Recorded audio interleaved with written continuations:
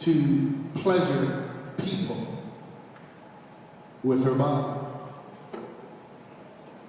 There's something peculiar, though, about this Rahab, the harlot. She heard some things about Israel that caused her to wonder. It caused her to really take a look at her own life and wonder, I wonder if it's true, and I wonder if this God of Abraham, of Isaac, and Jacob can really do what I've been hearing that he can do. I wonder. It's amazing how God has a way of moving and operating. Turn with me, Joshua chapter 2, verse 1. It said, Now Joshua, son of Nun, sent out 2 men to go to the Asherah grove to spy secretly, saying, Go review the land, especially Jericho. Someone say Jericho. Say it again. One more time. Listen, so they went and came to the house of a harlot named Rahab. And many may not understand, but Rahab needed rehab because the life that she was living was not right. Verse 2. And it was told to the king of Jericho, saying, Behold, men have come here tonight from the children of Israel to search out the country. So the king of Jericho sent to Rahab, saying, Bring out the men who have come to you, who have entered your house, for they have come to search out all the country. Then the woman took the 2 men and hid them, and said to them, Yes, the men came to me, but I do not know where they were or where they were from. And it happened as the gate was being shut, when it was dark, that the men went out. Where the men went, I do not know. Pursue them quickly, for you may overtake them. But she had hid them and brought them up to the roof and hidden them with the stacks of flax, which she had laid in order on the roof. Then the men pursued them by the road of the Jordan, by the fords. And as soon as those who had pursued them had gone out, they shut the gate. Let me explain to you what happened. Israel right now is about to march and conquer Jericho. And all the nations were afraid of them because they heard what God did for Israel in Egypt.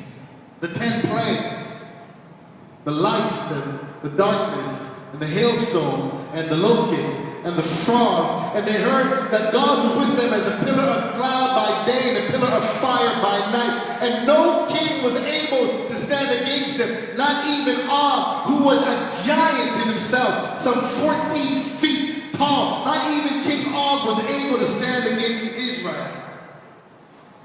And every nation said, well, who can defeat them? Who can defend them? And they were afraid. Everyone in Jericho was afraid of Israel. But Rahab, the harlot, began to wonder about the God of Israel. But what made him so great that he was mighty to save?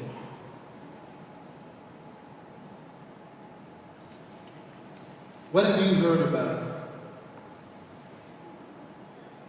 God that has convinced you, that he is mighty to save? You see, there are those around you who would want you to believe that you are no good and you could never be good. It doesn't matter what clothes you have on, or what degree you have, or what car you drive, or what house you live in. It doesn't make a difference. You are always going to be that so-and-so or whatnot. They're quick to remind you of every time you have fallen. They're quick to remind you, they're quick to accuse you of every time you have fallen short of the glory of God. But then there's some people like Rahab, although she was a resident in Jericho, her heart didn't reside there.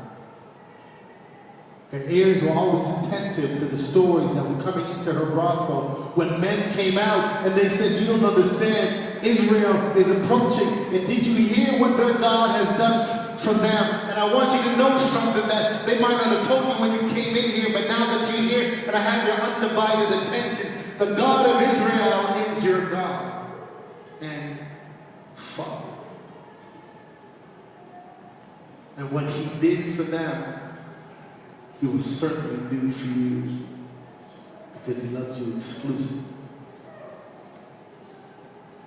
Rahab showed a peculiar kind of faith, because he said to the man that she hits, he goes, listen, I know that you have been given this city, that God has given you this place. She believed, that's her faith. She believed what she heard about God. I know that you are going to have it. The only thing I'm asking you, I beg you to please, whatever you do, do not kill me and do not destroy those who belong to me. I want your God to be my God.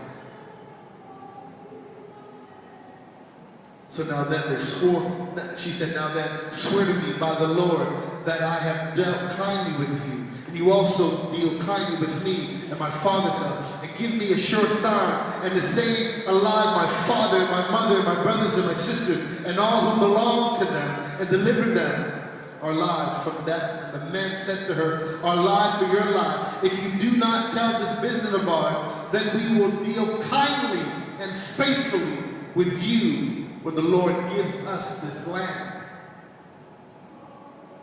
What have you heard? What have you heard about God? There's nothing that you have ever done. As long as you have breath inside of you, as long as you can hear this message, there's nothing that you have done that will permanently disqualify you from God. There's still time. God is mighty to save. There's nothing that you have done that God will say, you have sinned too much. God is an awesome. I'm telling you, don't get it twisted. There's some stuff that we have done God is not pleased with. There's some stuff from the pulpit to the pews that God calls an abomination that we have done. But Rahab did not look at her life and say, I'm in Jericho. God has pronounced judgment on this city. It's over and done with. But she was looking for an opportunity to say, please, God, have mercy upon me. It reminds me of Bartimaeus, that blind man, the son of Timaeus, who when Jesus was passing by, heading from Jericho to go to Jerusalem, he said, Jesus, son of David, have mercy upon me. He wanted God to show him mercy. And if you don't know, mercy is when we do not receive what we deserve. God is a God of mercy. He will always give us that which we do not deserve. He always